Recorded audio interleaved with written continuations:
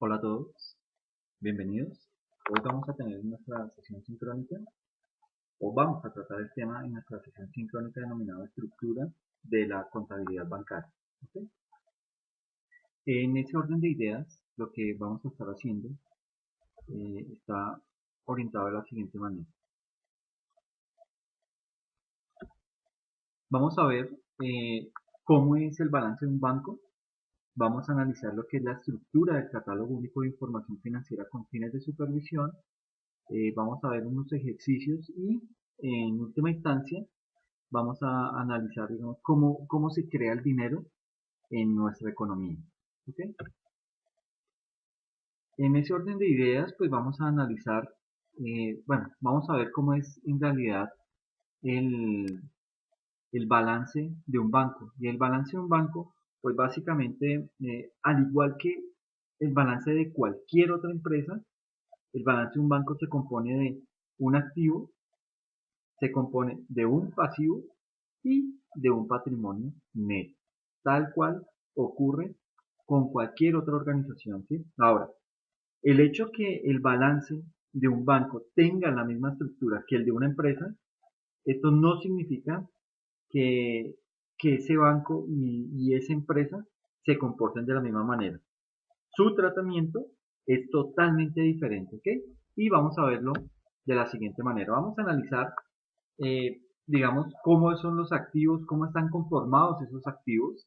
Vamos a analizar cómo están conformados los pasivos y el patrimonio de esa entidad financiera. ¿Ok?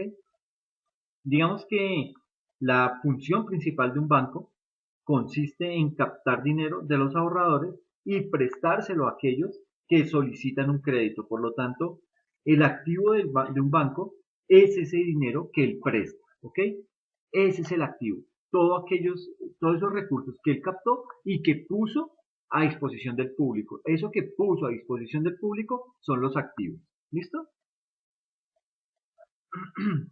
Ahora, como el dinero no es del banco sino de los ahorradores, ese dinero de los ahorradores se convierte en un pasivo para el banco. ¿Listo? El activo de un banco se compone de la siguiente manera. Eh, tiene digamos que la primera parte del activo del banco es lo que se conoce como el encaje bancario. ¿Listo? ¿Y el encaje qué es? Son esos fondos que deposita cada banco en el Banco Central, que para nuestro caso en Colombia es el Banco de la República. Y digamos que estos fondos se pueden convertir en efectivo de manera inmediata. ¿Por qué de manera inmediata? En algún momento la institución financiera puede tener algún problema de liquidez, pues, puede digamos que echar mano de esos fondos, ¿ok? No es muy bien visto, porque en la medida en que usted acuda como entidad financiera digamos, a pedirle al Banco de la República esos fondos, pues ya denota que hay problemas financieros en su organización y posiblemente le va a llegar una intervención de la superintendencia financiera. Entonces, eso es como para dejarlo ahí quieto. ¿Ok? La segunda parte que compone el activo de un banco es el activo rentable. Y el activo rentable básicamente es la suma de todos los créditos que ha concedido y la cartera de valores del banco. Y cuando digo cartera de valores del banco hago referencia a lo que son las acciones, la deuda pública o privada y toda la parte de los derivados. ¿Listo? Y en tercera instancia tenemos el activo no rentable. Y ese activo no rentable es aquel que incluye todo lo necesario para que el banco pueda desarrollar su actividad. Digamos, los edificios, las oficinas, todo el mobiliario, los equipos informáticos, etcétera, etcétera. ¿Listo? Digamos que la evolución de los activos bancarios va de la siguiente manera. Vamos a hacer un análisis, digamos que del año 2009 al 2015. Eh, muchos dirán, bueno, pero ¿por qué hasta el 2015 y por qué no lo hicimos por lo menos hasta el 2017? Lo que pasa es que cuando se va a buscar información de este tipo de análisis, digamos que no está siendo muy pública, ¿ok? Parece ser que la tienen ciertos sectores y digamos que no ha sido totalmente socializada. Pero bueno, vamos a analizarlo desde este punto de vista y nos vamos a dar cuenta cómo ha sido el comportamiento y básicamente esa es la tendencia. ¿Listo? Digamos que a diciembre del año 2015, los activos del sector bancario se ubicaron en 505 billones de pesos. 505 billones en el año 2015. Esto a diciembre del 2015. Y comparándolo con el año inmediatamente anterior, con el año 2014, el incremento, digamos que estaba en el año 2014 se tenían unos 442 billones de pesos digamos, en toda la parte del activo de ese banco, y él tuvo un incremento del 2014 al 2015 de un 14%. Ese 14% fue el incremento del año 2014 al 2015. Pero si comparamos el crecimiento que hubo del año 2009, en donde sus activos estaban avaluados en 202 billones, comparándolo en el 2015 a 515 billones, nos vamos a dar cuenta que ha habido un crecimiento del 150%. ¿Ok? Y digamos que no es, no hay que ser un gran estadístico para darse cuenta que cada año ha venido creciendo en forma ascendente ese crecimiento. Nunca ha decaído. Arrancó con 202 billones en el 2009, subió a 243 en el 2010, subió a 296 en el 2011 y ese crecimiento se ha venido manteniendo. ¿Ok? Los activos de los establecimientos bancarios se componen, digamos que y viéndolo también a esa fecha del 2015, digamos que lo compone en gran parte lo que es la cartera neta. ¿Listo? Y básicamente esa cartera es la cartera de créditos y digamos que está representando en el 2015 el 67%. ¿Ok? Esta cartera neta. Todo lo azul oscuro digamos que ese rubro que hace parte de esos activos del sector bancario, suman para esa época el 67%. Anteriormente, en el año 2009, eran del 60%. Y si se dan cuenta, pues el comportamiento se ha venido manteniendo estable. Es decir, que el banco sabe cuál es su principal producto, el banco conoce o, mejor dicho, ha analizado que necesita colocar esos activos a disposición del público. Y eso le ha hecho que, digamos, ese comportamiento o ese conocimiento del negocio lo tenga totalmente claro y siempre se haya mantenido en constante equilibrio o creciendo. Nunca ha estado por debajo. ¿Listo? Pasó del 60% en el 2009 al 67% en el 2015. ¿Listo? El otro rubro, que son las inversiones, que es el azul más clarito, digamos que lo compone un 22%, o esas inversiones componen o llegan a ser equivalentes al 22% de la composición de los activos de ese sector bancario.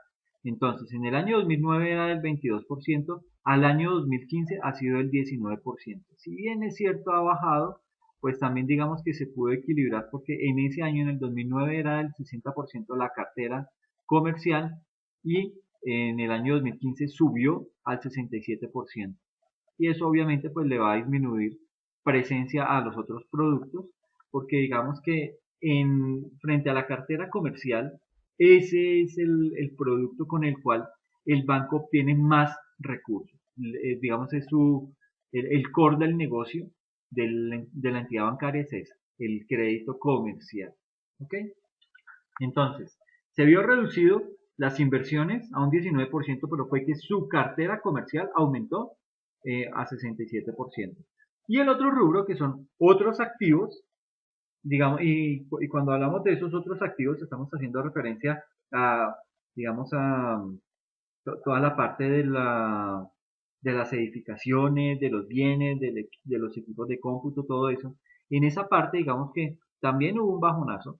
En el 2009 tenía un 18%, se ha venido conservando hasta llegar al 2015 a un 14%. Vuelvo y repito, la diferencia está en el crecimiento de la cartera comercial que tuvo en el año 2015, ¿listo? De ahí que estos otros dos productos hayan tenido que disminuir.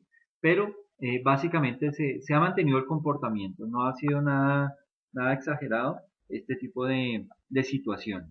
¿Listo? Eso frente al comportamiento de los activos. Bien, ahora vamos a ver lo que ha sido la evolución de la cartera bruta de los establecimientos bancarios. Estas cifras, con corte a diciembre del 2015, dan cuenta de un crecimiento del 172%. Este crecimiento, ¿listo? Ha sido un crecimiento desde el año 2009 hasta el año 2015, ha tenido un crecimiento del 172% de esa cartera bruta frente al resultado del año 2009, en donde pasaron de 129 billones de pesos a 352 billones de pesos. Eso representa un crecimiento del 15.7 entre el año 2014 al 2015. ¿Listo? Esta diferencia de 304 billones a 352 es una diferencia del 15.7%.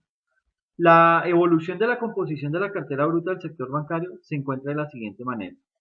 Digamos que tenemos una cartera comercial, tenemos una cartera de consumo, una de vivienda y una de microcrédito. Igual, del año 2009 al 2015 vamos a analizar ese comportamiento. ¿Listo? Del total de la cartera, la modalidad comercial tiene la mayor participación con un 58%. O sea, todo lo que es azul oscuro es cartera comercial. Entonces, pasamos del año 2009 de un 61%, que era esa composición de la cartera comercial, a un 58% en el año 2015. ¿Listo? Está seguida de lo que es la cartera de consumo con un 27% en el año 2015 y en el año 2009 la teníamos en el 28%. La cartera de vivienda estaba en el 2009 en un 9% y ha estado creciendo últimamente, llegando a un 12% al año 2015. Y esta parte es bien importante tenerla clara. Digamos que el sector bancario es el que jalona el sector de la construcción. Y el sector de la construcción en nuestro país es uno de los que más genera empleo y digamos que a eso le apunta el gobierno nacional, a disminuir esos indicadores de desempleo y para eso necesita que el sector de la construcción esté en constante movimiento y básicamente eso lo dinamiza el sector el sector financiero, el sector bancario. ¿Listo? Y finalmente el microcrédito lo compone un 3%. Se ha mantenido estable desde el año 2009 hasta el año 2015, el mismo 3%. Estas participaciones para diciembre de 2015 se mantienen respecto del resultado del año anterior, es decir, que en el año 2014 el comportamiento fue el mismo. Aquí fue un 59%, un 58%, acá un 27%, un 12% y un 3% frente digamos, de la cartera comercial, de la de consumo, de la de vivienda y el microcrédito. ¿Ok? Sí, digamos que el tema del sector bancario, digamos que lo tienen muy claro. Ellos saben a qué apuntarle y en qué momento hacer. Entonces, eso los beneficia y los beneficia demasiado. ¿Ok? Bueno, vamos a mirar cómo es la evolución de las inversiones en el sector bancario. Frente a este ítem, digamos que las inversiones son el segundo activo más importante del sector bancario después de lo que es la cartera de crédito. ¿Listo? Entre el año 2009 y el año 2015, estas inversiones pasaron pasaron de 45 billones de pesos a 98 billones de pesos. ¿Sí? Y esto lo que significa es que ha habido un crecimiento desde el año 2009 hasta el año 2015, un crecimiento del 219%. Vuelvo y les digo, esto nunca ha decaído. ¿Sí? Bueno, cuando digo nunca ha decaído es comparando este lapso de tiempo, del año 2009 al 2015. Puede ser que anteriormente, en la década de los 90, que fue la gran crisis financiera que tuvo el sector financiero, digamos que ahí se pudo haber sentido, pero se ha podido levantar, ha podido reponerse de esas crisis y ha venido en constante crecimiento. Respecto del, digamos que analizando el año 2015 con el 2014, el crecimiento que tuvo de este año al otro fue de un 22.7, es decir, pasó de 80 billones a 98 billones de pesos. ¿Listo? Bien. Ahora, vamos a ver lo que es el comportamiento de los pasivos en el sector bancario. Los, eh, digamos que los establecimientos bancarios tienen cuatro fuentes principales de financiamiento. El primero son los depósitos, el segundo los créditos con otras entidades, el tercero los títulos de inversión y por último otros pasivos. ¿Listo? Los depósitos o captaciones del público son la principal fuente de financiamiento y su composición está dada de la siguiente manera, digamos, está en cuentas corrientes, cuentas de ahorro y CDTs. Y esto pues básicamente determina el costo que asumen los bancos por sus pasivos. Entre el año 2009 y el año 2015, los pasivos del sector bancario pasaron de 176 billones de pesos que tenía en el 2009 a 437 billones en el año 2015. ¿Ok? Y esto ha venido reflejando un crecimiento del 248% comparando el 2009 con el 2015. Un crecimiento del 248%. Y el crecimiento que tuvo entre el año 2015, bueno, del año 2014 al 2015, fue del 15%, es decir, pasó de 380 billones a 437 y eso equivale a un 15%. ¿Ok? Listo, vamos a ver cómo es la evolución de la composición de los pasivos en el sector bancario. Al comparar las cifras de diciembre de 2009 con las de diciembre de 2015, no se presentan mayores variaciones en las participaciones de ahorros y CDTs. ¿Sí? Se resalta así el aumento en la participación de los créditos con otras instituciones que pasaron del 7% al 10% y los títulos de deuda que pasaron del 5 al 9%. Pues básicamente, tal y como lo vemos acá en la gráfica, digamos que los ahorros vienen abarcando la mayor cantidad de esos recursos. Luego vienen los CDTs, ¿sí?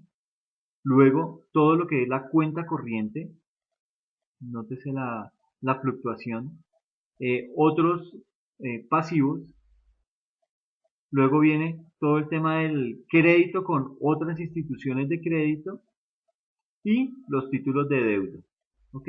Entonces, digamos que analizando los ahorros, pasaron del año 2009 de estar posicionados en un 36,9%, disminuyó al 2015 en un 35,6%. ¿Listo? Los CDTs de un 24,6% cayeron a un 22,6% y esto básicamente uno lo nota por el tipo de interés que están pagando. Entonces, al no ser nada atractivo, pues la gente básicamente busca otros mecanismos de inversión. ¿Listo? En temas de cuenta corriente, del 15,7% en el año 2009 cayó al 11,6%. En temas de otros pasivos, tenía en el año 2009 el 11,1%, subió al 11,6%, y frente a créditos con otras instituciones del 7% que tenía en el año 2009, pasó una participación del 9,8% al 2015. Y frente a títulos de deuda, ese sí fue ha sido el mayor crecimiento. Tenía en el año 2009 4,7% y lo duplicó. Bueno, casi lo duplica. Subió en el año 2015 al 8,8%. Entonces son situaciones que, digamos, muestran que, que el sector bancario, las instituciones financieras lo conocen muy bien y saben cómo mantenerse, cómo buscar esa estabilidad en sus inversiones, en toda la dinámica de su negocio. ¿Listo? Ahora, la relación que existe entre la cartera otorgada y los depósitos del público evidencia que por cada peso que captan las entidades, colocan 1,15 pesos. ¿Listo? En bancos como GNB Sudameris, este banco, el último que está aquí abajo, en bancos como el Citibank, AB Villas y el Banco Caja Social. Nótese que los activos resultan ser menores a los pasivos con el público, ¿sí? Es decir, si recogen un peso, no alcanzan a colocar ese mismo peso a disposición del público. ¿Listo? Digamos que en caso contrario, por cada peso que recibe Banca Mía, el primer banco que está acá arriba, por cada peso que él recoge, está colocando a disposición del público 3,28 pesos. Lo está triplicando, ¿ok? Esto se debe, digamos, a que los inversionistas están, digamos que se están dando la pela en colocar más recursos de parte de ellos para poderlos poner a disposición del público. Y esto, en corto tiempo, vamos a ver que va a cambiar la tendencia. Pero digamos que ese es el comportamiento. ¿Listo? Eh, digamos que aquí de bancos, desde el BBVA para arriba, Banco Bogotá, el Banco Popular, Colpatria, Bancolombia, todos estos bancos, pues ya empiezan a colocar por cada peso que recogen un poquito más, ¿ok? Y lo colocan a disposición del público, ¿listo? Ahora vamos a ver de manera muy dinámica, pero digamos muy críticos, cómo es que en Colombia, o digamos en el mercado financiero, se crea el dinero. ¿Listo? Ahora, para explicar cómo se crea ese dinero, eh, tenemos que tener en cuenta que hay tres integrantes que son, por una, digamos que el eje de todo es las personas, ¿sí? Luego está el gobierno y luego los bancos. ¿Listo? Esos son nuestros tres integrantes para ver cómo va a ser la dinámica de este sector y cómo es que empieza a circular el dinero, qué ocurre, cómo se mueve, cómo transita ese dinero en nuestra economía. ¿Listo? Vamos a verlo con un ejemplo. Digamos que la riqueza de todas estas personas, ¿sí? Y estas son personas que componen nuestra sociedad, digamos que entonces la riqueza de una sociedad, en este caso, equivale a $1000. Esa es toda la riqueza que tiene la sociedad hoy en día. Esto es un ejemplo, ¿no? Ahora, por lo general, las personas lo que hacen es que depositan esos recursos en los bancos. De ahí que los bancos tengan en sus arcas el dinero de la sociedad. Óigase bien, el dinero de la sociedad, no el dinero del banco, el dinero de la sociedad. Entonces, estos $1000 que son la riqueza de las personas, va a ir a parar a los bancos. ¿Listo? Ahora bien, en las sociedades siempre hay personas que van a necesitar dinero y esas personas, pues lo obvio es que acudan a los bancos para que sean estos los que le presten esos recursos que necesita en ese momento. Puede ser para mejorar su nivel de vida, para comprar un carro, para montar un negocio, etcétera, etcétera. ¿Ok? Ahora, existe un término denominado reserva fraccional bancaria que obliga a los bancos solo a prestar hasta cierto tope del dinero que han depositado sus ahorradores. Esa reserva, por lo general, es de 9 a 1. ¿Qué significa ese 9 a 1? 9 es lo que puede prestar y 1 es lo que debe dejar como reserva. ¿Ok? Estamos hablando casi que del 10%. Eh, Ahora, para el caso de nuestro ejemplo, el banco va a prestar $900, es decir, las personas depositaron toda su riqueza en los bancos. ¿Y cuánto era la riqueza? $1000. De esos $1000, el banco solo puede disponer de 900. $900 que va a poner en circulación en las mismas personas. ¿Listo? Y 100 que debe dejar como reserva en el banco. ¿Ok? ¿Hasta ahí vamos bien? Ok, listo. Ahora, cuando esos $900 entran a la sociedad, empiezan a circular. ¿Y cómo circulan esos 900? En forma de compras, de ventas, etcétera. Pero sucede que el banco pues, no va a comprar pan para vender pan. ¿Sí? El banco espera obtener una ganancia por esa intermediación. ¿Sí? Por lo tanto, el banco espera que las personas le devuelvan los $900, estos 900 que le prestó a las personas, más unos intereses, digamos que unos intereses del 10%. ¿Listo? Entonces, volvamos a la dinámica. Las personas colocaron su riqueza en el banco, era una riqueza eh, avaluada en $1000, pero sucede que esas personas también, si bien es cierto, entre todas recopilaron esos $1000, también hay personas que dentro de la sociedad necesitan recursos, necesitan dinero para, para cualquier tipo de situación. ¿Okay? Necesitan acudir a la figura de crédito. Es ahí en donde el banco dice, sí señor, se le tiene, yo le tengo ese dinero que usted necesita, tengo ahorita disponibilidad de $1000, pero es que tengo que dejar 10 de reserva, digamos el encaje bancario, y solamente puedo poner a disposición $900. Y esos $900 se los va a prestar, pero con una tasa de interés, pongámosla de un 10%. ¿Listo? Hasta ahí vamos con nuestro ejercicio, ¿bien? Perfecto.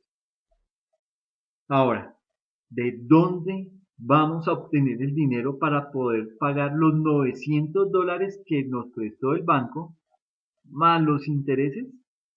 Esto quiere decir que a estas alturas hay un déficit real. ¿Y por qué hay un déficit real? Porque ya no hay más dinero.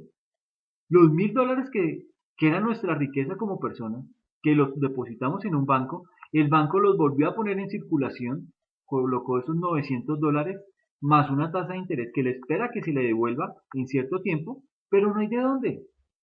¿De dónde vamos a sacar ese dinero? Ya no hay. Digamos, las personas no tenemos más dinero, no tenemos cómo poderle reembolsar esos 900 más los intereses al banco. ¿Ok? Ahí hay un problema. Y ese problema se conoce como un déficit. ¿Listo?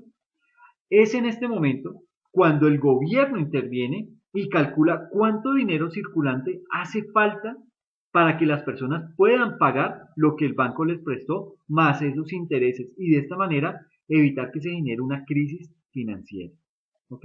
El gobierno se da cuenta que a la sociedad le faltan $90 para poder cubrir los intereses que le debe al banco y lo que hace es que le pide al banco un préstamo de $90. Pero como no hay más dinero, porque el banco ya no tiene, el banco tiene $100 y los tiene en forma de reserva. Entonces él no puede disponer de esos $100. Entonces, digamos que el gobierno lo que hace es que le pide un préstamo al banco por $90 y como no hay más dinero, entonces el banco lo que hace es que va a acudir a, digamos, a esa impresora de dinero, ¿sí? Y va a proceder a imprimir más dinero, o sea, los $90 que le faltan para podérselos prestar al gobierno. Esa impresora en Colombia se llama el Banco de la República. ¿Ok? Entonces, el gobierno es muy inteligente. El gobierno, con base en todos sus indicadores, se da cuenta que en la sociedad va a haber va a haber un problema. Y va a haber un problema porque digamos que le tenemos que devolver los $900 que nos prestó el banco más los intereses y sabe que ese déficit hoy en día está en $90. ¿Sí? Es decir, que si nos prestaron $900, pues lo más indicado es que podamos devolver esos $900, pero no tenemos los $90 de intereses. Entonces el gobierno le dice al banco, ok, me acabo de dar cuenta que en la sociedad hay un déficit de $90, entonces por favor, présteme esos $90.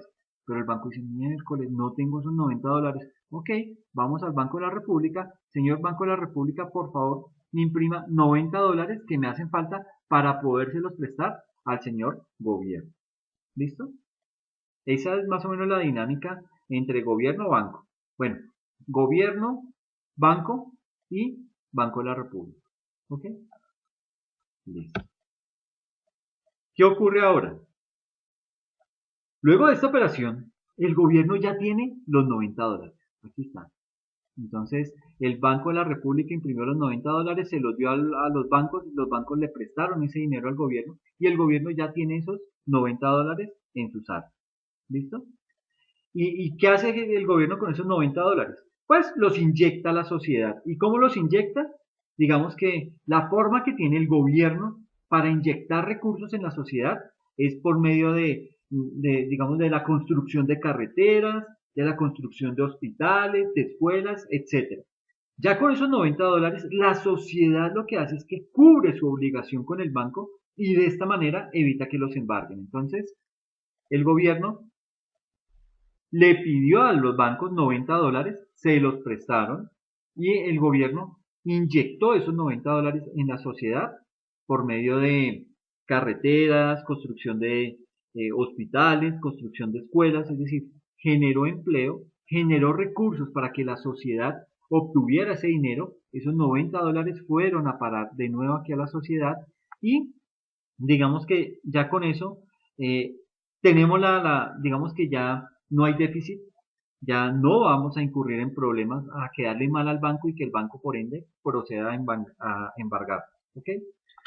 Entonces, digamos que de esta manera hemos podido suplir con nuestra obligación a los bancos.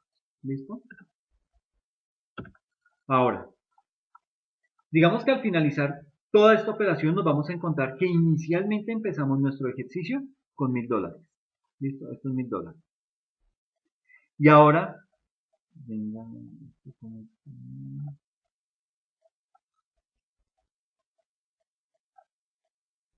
ok, no iba a colocar una flechita, pero no. Digamos que estos $1000 fue digamos, era nuestra situación inicial, nuestro punto de partida, ¿ok? Empezamos con esos $1000 y ahora, mágicamente, tenemos $1090, ¿sí? Pero resulta que ahora el gobierno le debe al banco $90 más los intereses, ¿ok? Estamos hablando que el gobierno le pidió al sector financiero $90 porque él se dio cuenta que en la sociedad hacían falta $90, había un déficit de $90 y cuando hay déficit, por lo general, se generan crisis y esas crisis es lo que el gobierno evita. Al gobierno no le llama mucho la atención tener que decir, oiga, vamos a entrar en crisis y ahora qué vamos a hacer. No, él actúa de inmediato y su forma de actuar fue pidiéndole al banco, oigan, présteme esos $90 porque los necesito ya para inyectarlos a la sociedad. ¿Cómo? Por medio de escuelas, creando carreteras, haciendo infinidad de cosas.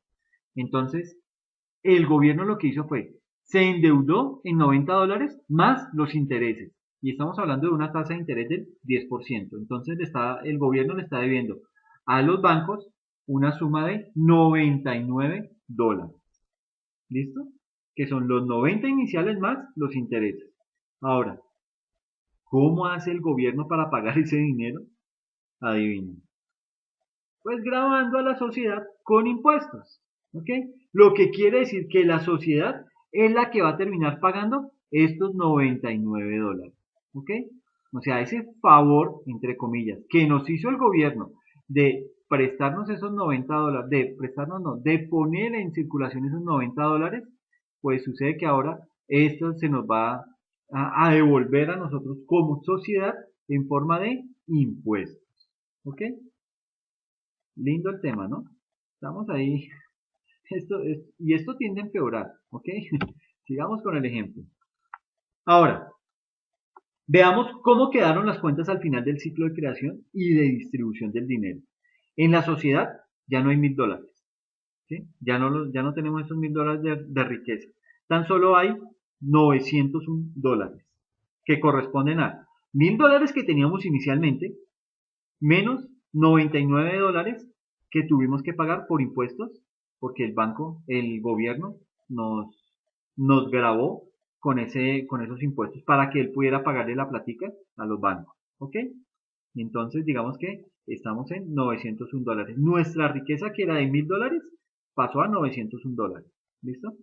Mientras tanto, los bancos ahora tienen en sus arcas $189 que corresponden a los $90 que creó de la nada, ¿sí? Que fue y le pidió, fue y golpeó al Banco de la República y le dijo, oiga, présteme, imprímame $90 que necesito.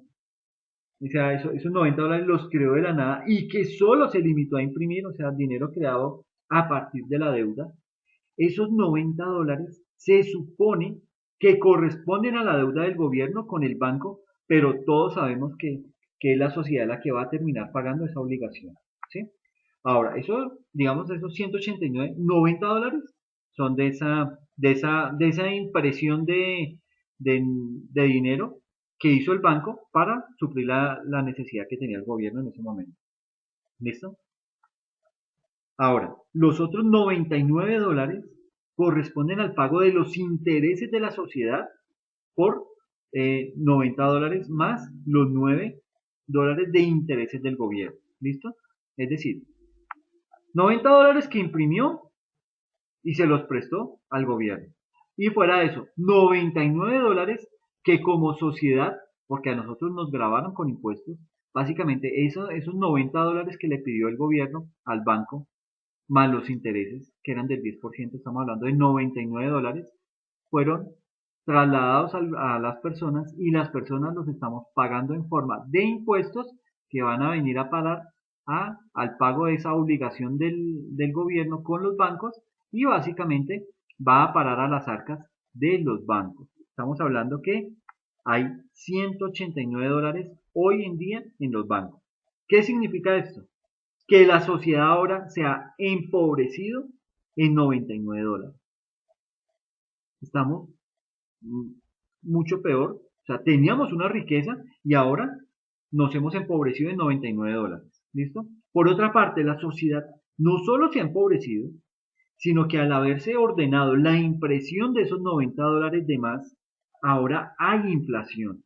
Y esto hace que el poder adquisitivo del dinero sea menor. ¿Sí? O sea, estamos varadísimos, el panorama es muy oscuro, es bien terrible y bien complejo para la sociedad, porque digamos que los bancos van a seguir ganando, ellos nunca van a perder.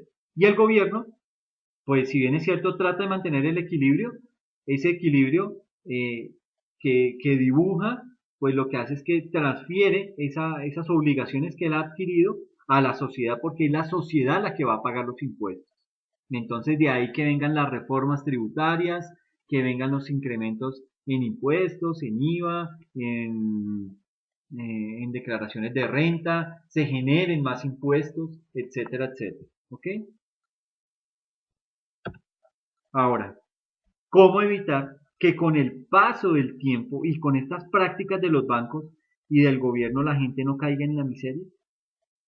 Pues la respuesta a este interrogante es el crecimiento económico. ¿Sí? Y cuando hablo de crecimiento económico, hago referencia a que hay que producir más bienes y producir más servicios. Y de esta manera hacer que su PIB crezca. Pero en términos reales esto conlleva a una mayor depredación del ecosistema. Hay un mayor consumo de recursos, ¿sí? Porque digamos que al producir más se va a desgastar los recursos naturales, ¿sí?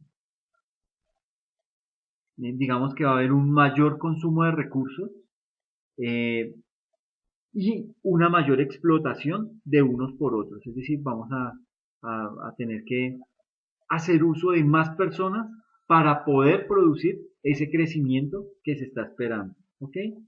Todo esto para poderle pagar las obligaciones a los bancos y evitar que como sociedad nos empobrezcamos. Es decir, el panorama, por el lado que se mire, no es nada alentador. O sea, siempre vamos a estar endeudados con los bancos, ¿sí? Y tenemos que estar, digamos que para salir de esa deuda, tenemos que tener un crecimiento económico, pero un crecimiento económico que va en detrimento de nuestros propios recursos, ¿sí? Y inclusive tenemos que llegar a hacer uso de personas para poder llegar a obtener ese tan anhelado crecimiento económico. Y pues en realidad son situaciones que nos pasan factura más adelante. ¿Okay? Porque hay que tener mucho cuidado con ese tema. ¿Listo? Pues básicamente quería hacer ese paréntesis de cómo es que se crea el dinero para ver, digamos, cómo es que el sector financiero cada vez va creciendo más. Cómo ese comportamiento su tendencia ha sido al alza. ¿Ok? Pero nótense cómo es que lo obtienen. ¿Ok? Y al banco en realidad no le cuesta nada. Digamos en términos coloquiales. No le cuesta nada porque pues si se nota que digamos hay una falta de dinero en la sociedad, pues entran y acuden al Banco de la República para que éste imprima más dinero y lo ponga en circulación ahora. Aquí también hay que, digamos, haciendo como abogado del diablo, digamos que el Banco de la República entra a mediar entre esa necesidad que tiene la sociedad de recursos, de liquidez para poderle pagar las obligaciones al banco. Entra ahí el Banco de la República y dice, oiga, oiga, no, no, no, un momentico, no puedo seguir imprimiendo más dinero, no puedo seguir empobreciendo a la sociedad porque esto básicamente va en detrimento de la sociedad. Al sacar más dinero a circulación, lo que va a hacer o lo que va a ocurrir es que va a haber inflación. Y con la inflación lo que pasa es que el poder adquisitivo del dinero de las personas va a perder capacidad de pago. ¿Ok? Entonces tiene que buscar ese punto medio. Pero digamos que básicamente palabras más, palabras menos, así es como opera el dinero en nuestra sociedad y cómo el sector financiero cada vez tiende a enriquecerse más y más y más. ¿Okay? Bueno, ya habíamos visto lo que era el comportamiento de los activos, el comportamiento de los pasivos. Ahora vamos a ver el comportamiento del patrimonio en las instituciones bancarias. ¿Listo? El patrimonio de las entidades incluye lo que es el capital social, las reservas y los fondos de destinación específica, el superávit, los ajustes por conversión de estados anteriores y por el resultado de ejercicios anteriores y del periodo vigente. ¿Ok? En gran parte de las entidades, el rubro que tiene mayor participación dentro del patrimonio es el de reservas y fondos de destinación específica. ¿Ok? En el decreto 1771 de 2012 se establecieron las normas sobre los niveles de patrimonio adecuado y la relación mínima de solvencia que deben cumplir los establecimientos de crédito. Esto con un objetivo, el de preservar la confianza del público en el sistema y garantizar su desarrollo en condiciones de seguridad y competitividad. Esta norma, el decreto 1771, define la relación de solvencia como el valor del patrimonio técnico dividido por el valor de los activos ponderados por nivel de riesgo crediticio y de mercado, teniendo en cuenta que el patrimonio técnico está compuesto por el patrimonio básico ordinario, el patrimonio básico adicional y el patrimonio adicional. ¿Listo? El índice de solvencia para el sector bancario, que refleja la capacidad de las entidades para hacer frente a pérdidas inesperadas, se ubicó en un 15,06%. Acá lo tenemos. 15,06%, muy por encima del mínimo regulatorio establecido, que es el 9%. Esta línea es lo mínimo que se debe alcanzar. Pero nótese que siempre ha estado muy por encima. O sea, digamos que analizando el año 2009 al año 2015, siempre ha estado por encima. Oscila entre el 14 y el 15%, teniendo picos como el 17,33% en el año 2013. ¿Listo?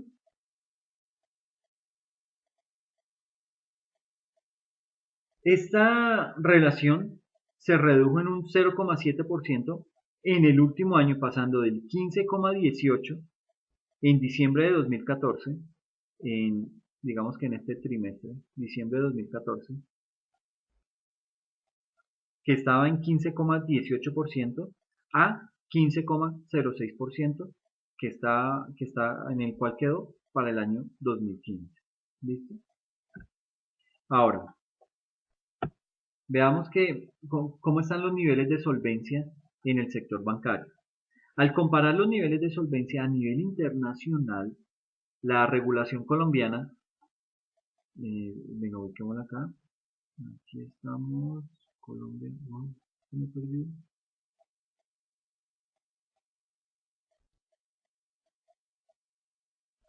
Aquí, Colombia, para el año 2013, ¿sí? Entonces estamos comparando este tipo de indicadores. Colombia se encuentra ahí más o menos en la mitad, ahí medio ubicada.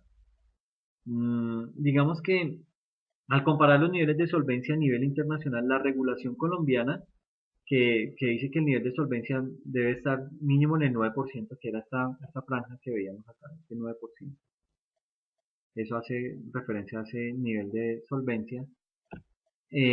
Digamos que Colombia lo tenía en el 9%, o está en el 9%. Resulta, digamos que ese nivel de solvencia de nosotros, de Colombia, de estar en el 9%, resulta ser más ácida a lo dispuesto por Basilea. este es un comité en donde lo que hacen es que analizan el sector financiero y tratan de blindarlo con normas o con regulaciones que permitan sacar adelante y mantener siempre a flote al sector financiero. Entonces, ese comité de Basilea dispone que el nivel de solvencia debe estar en el 8%. Colombia lo tiene en el 9%. ¿Listo? Aquí en este gráfico indica que la relación de solvencia del sistema bancario colombiano se asemeja al de los promedios de Latinoamérica, los países de ingreso medio alto y el mundo. Digamos que estamos acá, al estar aquí ubicados en esta, eh, estamos, digamos que por encima nuestro, el nivel de solvencia más elevado lo tienen países como Zambia, como República de Kirguistán, Ruanda, es decir, países como, a excepción de Irlanda, digamos que países como de bajo nivel económico, ¿listo? Aunque ahí está Alemania, que está muy por encima de Colombia, ¿sí? En nivel de solvencia. Es decir, ellos, si nosotros tenemos nuestro nivel de solvencia ubicado en el 9, ellos lo tienen ubicado más o menos en un 20%. ¿Listo? Entonces, nótese, digamos que estamos ahí en la mitad, medio, medio bien ubicados, pero tratando de mejorar y estar en mejores posiciones para un futuro no muy lejano. Ahora, eso era en 2013, ¿sí? En 2015 Colombia estaba aquí con el 15.1%, su nivel de solvencia. Si bien es cierto, recuerden, y yéndonos a la gráfica anterior, el nivel de solvencia espera o el nivel de solvencia mínimo es del 9%, Colombia logró obtener en el año 2013 un 17,33%. Entonces aquí lo tenemos. Colombia en el 17, ¿sí? Digamos que nos ganó otros países y comparándonos con Alemania, Alemania estuvo muy por encima en el más o menos el 20%, 21%. Entonces digamos que tampoco estuvimos tan mal en ese año, pero sí veníamos decayendo porque en el año 2015 pasamos del 17,3 al 15.1%, ¿ok?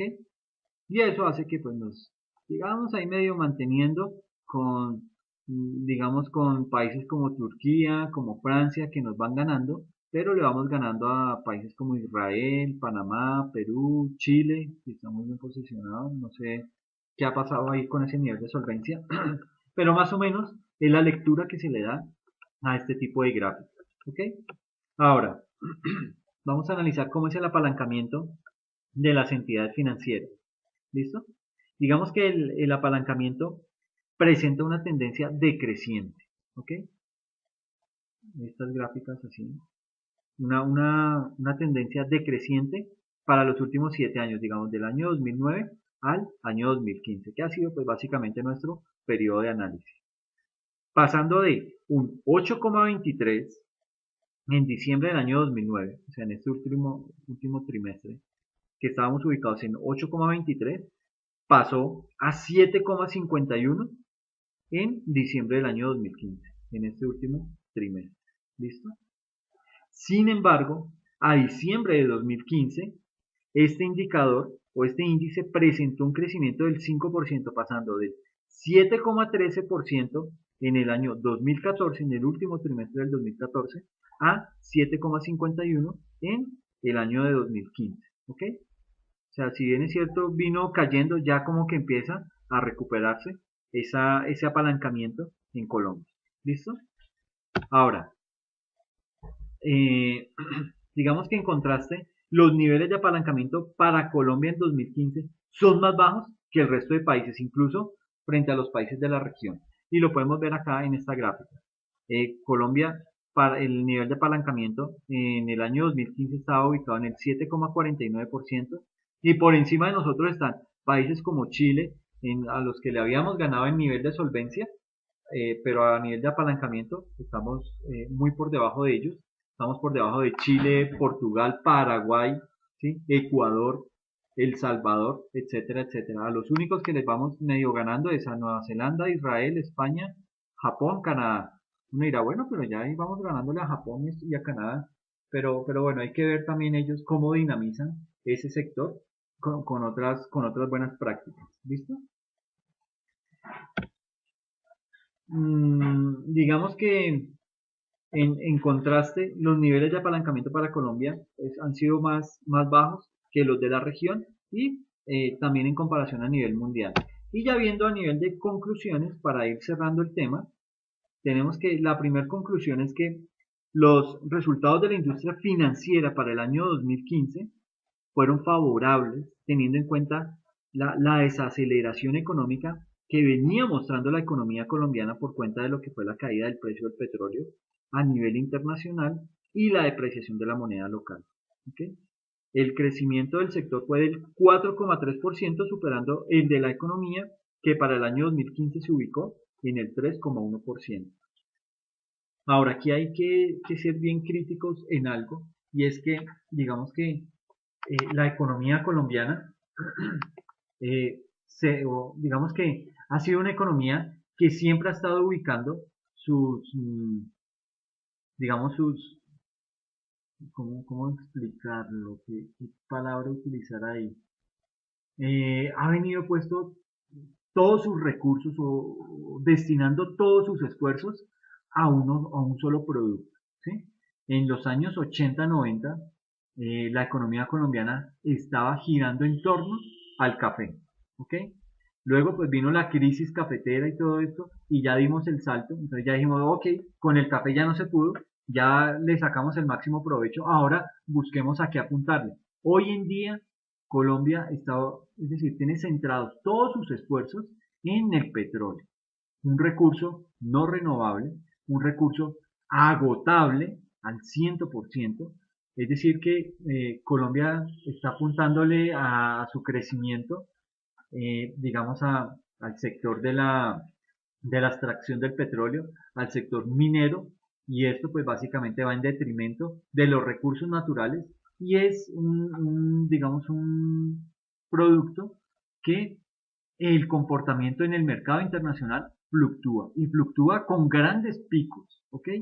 Digamos que pudimos ver en alguna época el precio del barril del petróleo en $90 y hoy en día está oscilando entre los 40, 30, $40. Entonces digamos que eso repercute y nos vamos a ver en problemas cuando ese petróleo se agote.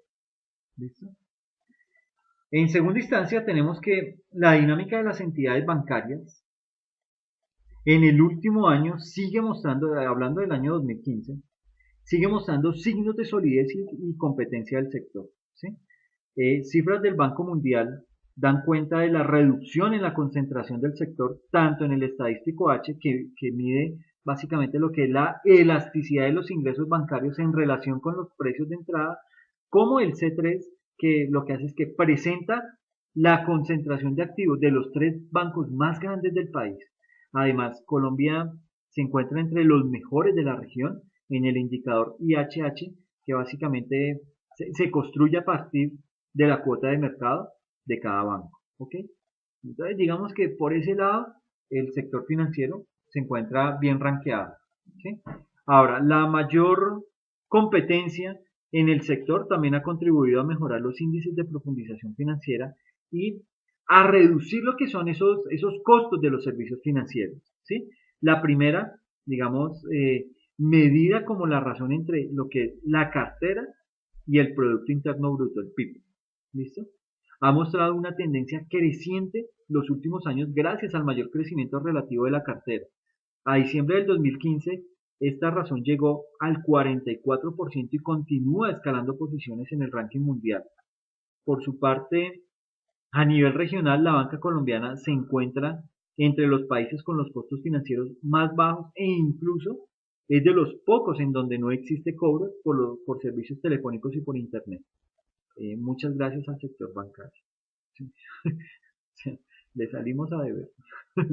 Pues es que en realidad, digamos que ese tipo de costos los estamos asumiendo en otros productos. O sea, esto no es gratis. Y vuelvo y les digo, el banco nunca va a perder.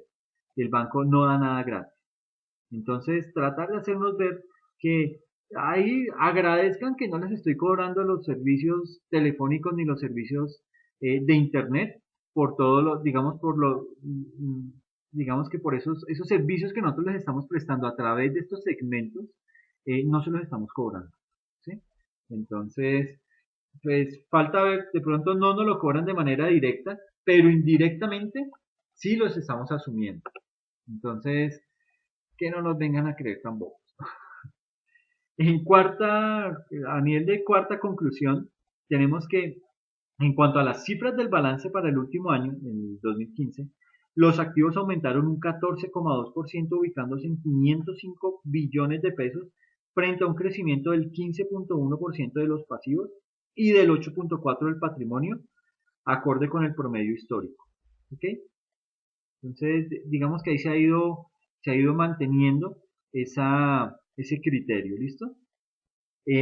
La cartera, como principal componente de los activos, se ubicó en 352 billones, con un incremento del 15,7% frente al año anterior, al 2014, donde las modalidades del microcrédito y de vivienda crecieron un 20,7% y un 19% respectivamente.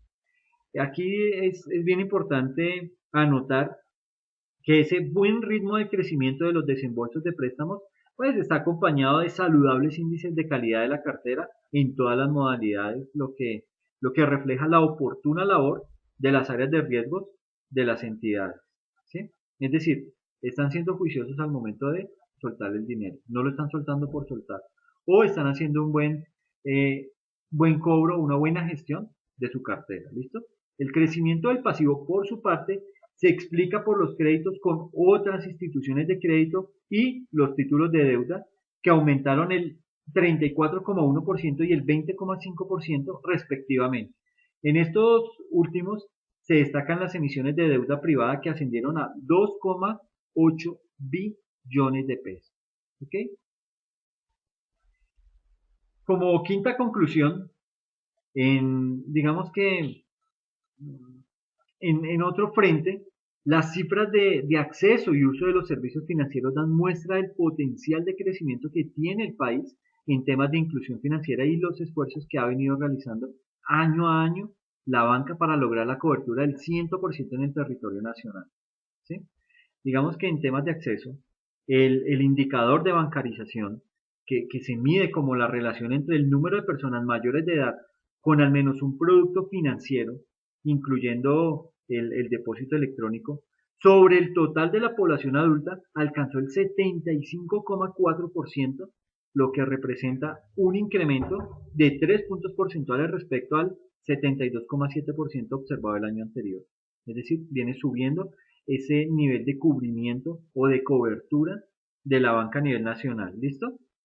Digamos que en cuanto al uso, se destaca la continuidad de la tendencia en la reducción de los canales presenciales como las oficinas, es decir, se está evitando la afluencia de público a las oficinas físicas y a los cajeros electrónicos y la notoria relevancia que siguen ganando los canales de Internet y la banca móvil, lo cual ha contribuido a agilizar lo que es la prestación de los servicios y a garantizar más facilidades de acceso al consumidor financiero.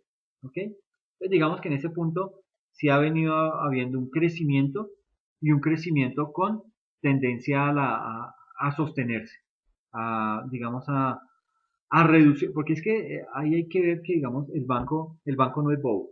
Entonces se da cuenta que si canaliza gran cantidad de servicios que ellos pueden suplir por vías como Internet, entonces, o por mecanismos móviles, pues va a reducir costos. Digamos, ellos se van a dar el lujo de cerrar oficinas, de salir de empleados y canalizar todos esos esfuerzos a esos canales, a Internet y a banca móvil. Entonces, pues va a redundar esto en mayores beneficios porque va a tener menos gastos, ¿ok? Y eso va a redundar en mayores ingresos. Ahora bien, entre los esfuerzos conjuntos del sector y el gobierno nacional para mejorar los niveles de inclusión financiera se resaltan los siguientes. Primero, las bases del Plan Nacional de Desarrollo de 2014 a 2018, donde se establecen objetivos específicos de reducción del efectivo y el acceso de la población a productos financieros. ¿Ok? Y en segunda instancia, el proyecto F, así se llama, que se centra en la masificación de los pagos electrónicos en el país a través de tres estrategias principales: recaudos públicos, pagos electrónicos e interoperabilidad. Hacia allá le está apuntando el sector financiero con el sector gobierno. ¿Listo? Es importante que estas iniciativas se sigan fortaleciendo para lograr la materialización de los objetivos allí establecidos. ¿Okay? De esta manera se contribuirá a que un mayor número de personas y empresas puedan contar activamente con la banca para emprender sus proyectos financieros y dejen de lado los préstamos informales, o sea, lo que se conoce como el gota a gota y todo este tipo de, de productos que hay en la informalidad y que lo que hace es que, digamos que nos salen más caros a nosotros, porque digamos que no solamente es el pago ya de intereses altos, sino que la forma que utilizan para coaccionar al cliente. ¿Ok? Entonces hay que ir dejando esas prácticas porque mal o bien le han ido quitando clientes a los bancos. ¿Ok? Y es sencillo porque digamos que las personas por ese grado de, digamos, cuando se encuentran reportados en data crédito, para ellos es difícil accesar a algún producto del sector financiero porque existe esa restricción. Entonces, pues obviamente, con la necesidad las personas tienen que acudir a otro mecanismo y es ahí en donde en la calle encuentran ese tipo de productos que, si bien es cierto, son más caros, le permiten salir de ese problema de manera inmediata. ¿Ok? Bueno, muchachos, en realidad esto era lo que quería tocar frente a todo el tema de lo que es decir, cómo está, cuál ha sido la estructura de la contabilidad bancaria y cómo se analiza eh, históricamente. ¿Listo? Les agradezco mucho la atención y estamos hablándonos en una próxima oportunidad. Muchas gracias. Que pasen bien.